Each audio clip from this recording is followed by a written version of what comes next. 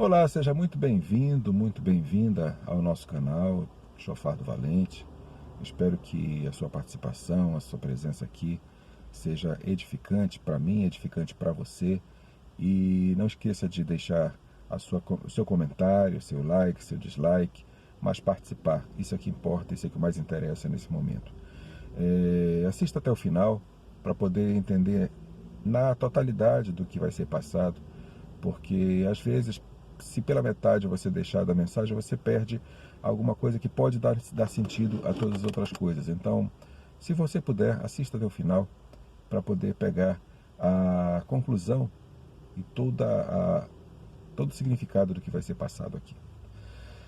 Bom, hoje eu queria falar sobre uma coisa que vem incomodando meu coração há bastante tempo para tratar desse assunto, que eu acho que é um assunto muito importante para nós pensarmos e meditarmos com relação ao nosso Senhor, com relação à palavra de Deus, com relação ao reino de Deus.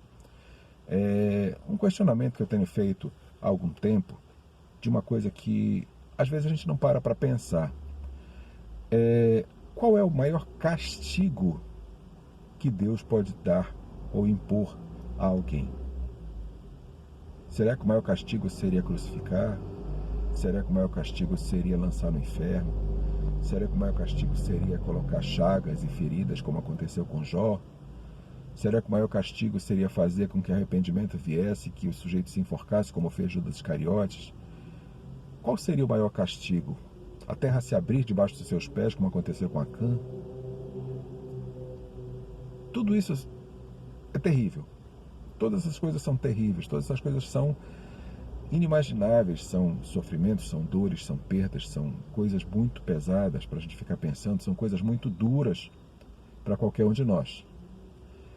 Mas se a gente for analisar com detalhe, com minúcias a palavra de Deus, e todas as vezes que aconteceu alguma coisa que entristeceu o coração de Deus, alguma coisa que desrespeitou, que desobedeceu, que rebelou contra a palavra de Deus, o castigo que muitas vezes veio, e é o castigo que eu acho que é o pior de todos, que é aquele que nenhum de nós deveria desejar entrar nesse castigo, entrar nessa esfera de relacionamento com Deus.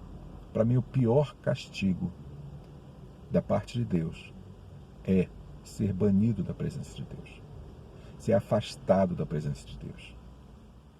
A Bíblia fala que o pecado causa separação entre o homem e Deus.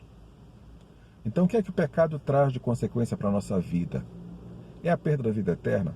É. É a possibilidade de ir parar no inferno? Também. É dor, é perda, é traição, derrota, muitas coisas. Você pode pensar em muitas palavras. Tudo isso pode acontecer, tudo isso é verdade, tudo isso é bem palpável na nossa existência. Mas o pior de tudo é o que a palavra fala exatamente nesse versículo. O pecado causa separação entre o homem e Deus. O pecado nos separa de Deus. O que foi que aconteceu com Adão, o primeiro homem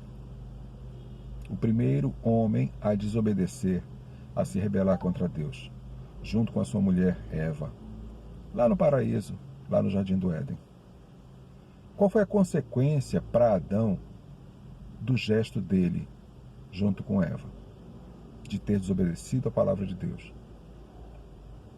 Porque, na verdade, o pecado de Adão foi o mesmo que já tinha acontecido antes da criação do mundo com o querubim da guarda ungido, que se achou igual a Deus, que se achou semelhante a Deus, se rebelou contra a autoridade, contra a realeza, contra o reino de Deus, e quis ser mais do que realmente era. Então a rebeldia, a rebelião, causou a mesma coisa que depois causou a Adão, pela rebeldia, pela desobediência. O que foi que aconteceu? Separação da presença de Deus, porque a palavra diz que todos os dias, na viração do dia, Deus vinha conversar com Adão ali naquele jardim. Já pensou que gostoso isso? Todos os dias você saber que na hora que o dia estivesse terminando, Deus viria conversar contigo, passear contigo pelo jardim. Já pensou que sensação gostosa, que coisa maravilhosa que é você ter esse nível de comunhão com Deus? E de repente, por causa de um ato impensado, por causa de um ato de desobediência, você perde essa comunhão. Você é separado, é afastado, é expulso da presença de Deus. E foi o que aconteceu com Adão. Deus disse, olha, sai daqui, sai desse jardim. Vai viver lá fora. Vai viver lá fora, que lá fora é deserto. Lá não tem só flor, lá tem espinho. Lá não tem só fruto doce, tem fruto azedo. Lá não tem só coisa boa, lá tem muita coisa difícil. Tanto que nessa hora Deus disse, olha, não vai ser tudo facilzinho para ti, mas não vai ser tudo só melzinho na chupeta, tu vai ter que suar para ganhar o teu pão de cada dia. A mulher, para ter filhos, vai ter dor. Ou seja, lá no Éden não estava previsto isso. A mulher ia ter filhos, não ia sentir dor.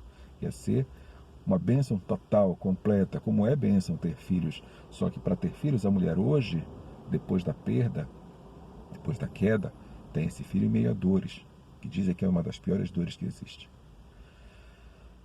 Então, o pecado trouxe exatamente esse sinal, essa consequência, separação de Deus. Jesus veio para trazer reconciliação. A palavra, o sacrifício de Jesus na cruz veio trazer reconciliação com Deus. Para a gente voltar a ter esse acesso, essa comunhão, porque antes, no tempo de Moisés, dos profetas, dos escribas, de todo aquele povo que veio antes de Jesus, o acesso a Deus era feito através de um sumo sacerdote que entrava no Santo dos Santos uma vez por ano para levar a expiação dos pecados, os pedidos do povo a Deus, porque naquele tempo precisava de um intermediador, de um intermediário. O povo levava até o sacerdote, para o sacerdote levar até a presença de Deus. E Jesus veio como sumo dos sumos sacerdotes para fazer essa intermediação e nos dar acesso direto ao trono da graça de Deus, sem que a gente precise mais de um sumo sacerdote, ou de quem quer mais que seja. Chame de santo, de espírito, de seja do que for, chame pelo nome que você quiser, não precisa mais. Agora nosso acesso é diretamente ao trono da graça, ao Pai, ao Criador de tudo que existe, ao nosso Pai eterno. Nosso acesso é diretamente com Ele, sem intermediário, sem nenhum tipo de intercessor. Não precisa mais. Aquele sumo sacerdote ficou lá no passado. Aquele intercessor que entrava no Santo dos Santos para levar os pedidos, as causas do povo, ficou lá no passado. Hoje Jesus faz esse papel. E através dele nós chegamos à presença do Pai. Mas o castigo de Adão foi ser retirado da presença de Deus. Depois veio Caim, que matou o irmão Abel por inveja. Qual foi o castigo de Caim? Sai da minha presença, te retira da minha presença. E todas as vezes a gente vê exatamente isso. O próprio querubim da guarda ungido, que é chamado por muitos nomes, Lúcifer, Satanás, Diabo, Tinhoso, Capiroto, Capeta, seja como for, mas esse próprio querubim da guarda ungido, que foi retirado da presença de Deus, também foi esse o seu castigo. Foi expulso da eternidade. Foi expulso da região do trono da graça. E hoje vive numa região conhecida como os Ares, ou foi precipitado sobre essa terra, até que o Senhor venha e resgate de volta essa terra para si. Porque hoje o mundo jaz nele, no maligno. O próprio Jesus disse isso.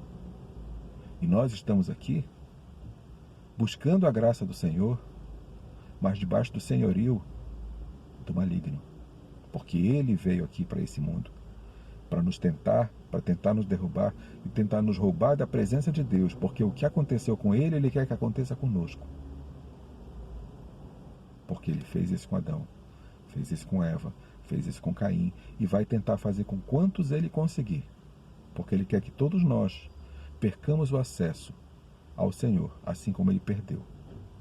Quer dizer, não perdeu totalmente, porque lá em Jó a gente vê que ele se apresenta na face de Deus ainda para nos acusar. Mas ele não tem acesso mais ao trono de Deus como o trono da graça. Ele vai lá como acusador. Então já não é mais aquela relação, já não é mais aquele relacionamento que existia no princípio das coisas. A presença de Deus, a presença da graça de Deus já não está mais sobre ele. mas está sobre nós, sobre mim e sobre ti, se tu quiseres. Porque Jesus comprou com seu sangue na cruz esse acesso ao Pai. Então, se você até hoje ainda não deu esse passo de se reconciliar com Deus através do sangue do Senhor Jesus Cristo, que se entregou por nós naquele madeiro, faça isso. Ainda hoje, agora. Porque não custa nada, você não tem que pagar nada, você não tem que gastar nada, você não tem que abrir mão de nada material, você só tem que abrir mão de uma vida de pecado. Tem que abrir mão do pecado que te afasta de Deus e buscar uma vida de santidade. Porque sem santidade ninguém verá a Deus. Que nós devemos buscar a santidade, porque sem ela nós não veremos a face de Deus, não entraremos na presença de Deus através da graça. Então a única coisa que nós precisamos abrir mão para entrar no reino de Deus é do pecado. Eu sei que isso não é fácil, eu sei que isso não acontece do dia para a noite. Eu estou nessa caminhada cristã há muitos anos, pelo menos, deixa eu ver, 26, quase 30 anos. E ainda tenho a minha vida importunada por pensamentos pecaminosos, por vontades pecaminosas, por atitudes, gestos, palavras que eu sei que entristecem o coração de Deus. Depois entristecem o meu próprio coração, me arrependo, peço perdão, busco a graça do Senhor. O próprio apóstolo Paulo, que foi tão importante, que é até hoje tão importante para nós aprendermos a vontade de Deus, disse que já tinha pedido para Deus 3 vezes que retirasse um espinho que havia na carne dele. O que é esse espinho na carne? Algum tipo de desejo pecaminoso, algum tipo de pensamento pecaminoso, alguma coisa que atrapalhava a comunhão dele com Deus. Não é dito exatamente o que era, a Bíblia não esclarece o que era, mas era alguma coisa que incomodava Paulo, porque era um espinho na carne.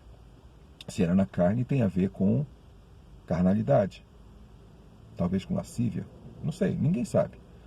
E não importa também, mas era alguma coisa que estava na carne de Paulo, que incomodava, e Deus disse para Paulo, Paulo, eu não vou retirar, porque a minha graça te basta. E é isso que Deus quer que nós entendamos.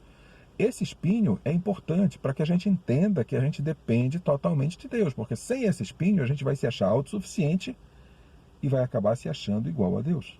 E vai acabar voltando naquele pecado lá de trás, do querubim da guarda ungido.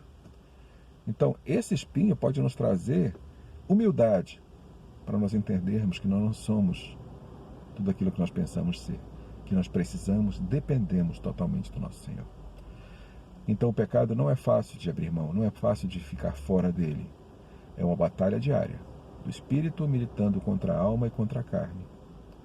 Mas o nosso Senhor nos dá força, nos dá persistência, nos dá perseverança e sabedoria para vencer, para que o nosso espírito, através do Espírito Santo que habita em nós, prevaleça. Quando é que o Espírito Santo vem habitar em você? Quando você receber o Senhor Jesus na sua vida, como lá no Evangelho de João diz, a todos quantos o receberam, foi-lhes dado o poder de serem feitos filhos de Deus, a saber os que creram no nome do Senhor Jesus Cristo. Então você recebe o Senhor, imediatamente você é recebido por adoção como filho de Deus, porque até então você era criatura, e aí nesse momento você se torna filho de Deus, e herdeiro das promessas da herança que ele deixa para os seus filhos. E aí você, através dessa graça de Deus, pode caminhar rumo à salvação, batalhar, pelejar contra o pecado e vencer na força e no poder que Ele nos dá. Porque sozinhos nós não conseguimos nada, só através dele. Então, se você não deu esse passo até hoje, dê, porque o dia está chegando muito depressa em que nós não vamos mais ter chance de dar esse passo. Como diz lá em Isaías, buscar o Senhor enquanto se pode achá-lo. Invocai-o enquanto ele está perto. Porque esse enquanto quer dizer que um dia ele não vai mais estar. E esse dia está chegando muito rápido, muito mais rápido que um dia imaginei. Então dê esse passo. Por você, por Deus, pelo reino de Deus, pela salvação, pela vida eterna, dê esse passo. Vá para a presença de Jesus. Vá para os pés da cruz. Entregue sua vida a Ele. Você não tem nada a perder. E toda uma eternidade a ganhar. Pode acreditar. Vou fazer uma oração aqui. Se você quiser repetir e acompanhar e fazer a mesma, sinta-se à vontade. Porque é uma oração de entrega. E se você fizer de coração, o Senhor a recebe. E te recebe no reino dele. Pai, te peço agora, em nome de Jesus, que perdoe meus pecados. Que lance, como a tua palavra diz, meus pecados no mar do esquecimento. Que faça todas as coisas novas na minha vida, de agora em diante. Que tudo que era velho passou e que coisas novas estejam agora na minha frente. Que agora, para mim, só o que importe seja a vida em Cristo, por Cristo, com Cristo. Eu abro mão do meu passado. Eu abro mão de uma vida pecaminosa. Peço a Ti que perdoe e sare minhas feridas e me receba como filho do Altíssimo, para que se cumpra a palavra do Senhor, que todos quantos o receberam, e eu Te recebo agora como meu Senhor e Salvador, foi-lhes dado o poder de serem feitos filhos de Deus. E eu creio no Teu nome. E por isso eu Te peço agora, Pai, me recebe, me inclui, escreve meu nome no livro da vida, para que eu possa passar a eternidade ao Teu lado. No nome glorioso do Senhor Jesus, o Cristo, o Messias prometido. Amém. Que o Senhor te abençoe, te guarde, faça resplandecer o seu rosto sobre ti. Que o Senhor te ilumine, te dê forças, sabedoria e te conduza todos os dias da tua vida. Em nome de Jesus.